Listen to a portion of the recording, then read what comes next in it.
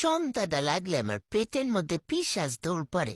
তো রান্নাঘরে ঢুকে দেখি কি আছে, ওমা 3টা ব্রেড আছে। তা একটা বাটি নিয়ে নিলাম। এখন আমার ব্লাড ডায়মন্ডটাকে বসিয়ে আর চিনির উপর একটা ডিম ছেড়ে দিলাম। এবার এটাকে ভালো করে মিক্স করে নেব। আর এই পাউরুটিগুলোকে সুন্দর করে, যেহেতু বড়টাই 4 খণ্ড করে কেটে নিতেছি। পাউরুটিগুলোকে আমার মন মতো কেটে নিলাম, মানে একটু ছোট ছোট পিস করে।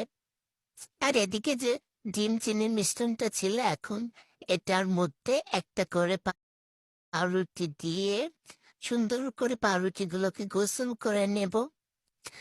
আর এবার আমার প্লাগ ডায়মন্ডের উপর এই পাউরুটিগুলো ছেড়ে সুন্দর করে উল্টে পাল্টে ভেজে নেব।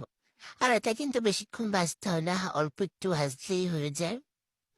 মানে হালকা একটু লাল লাল কালার আসলেই হয় আর কি। এই তো দেখো, মাত্র 3টা পাউরুটি থেকে কতগুলো হয়ে গেছে। এখন দৌড়ে চলে যাইতেছে রুমে। যা, কতটাও খারাপ হয় না, ভালোই হয়েছে।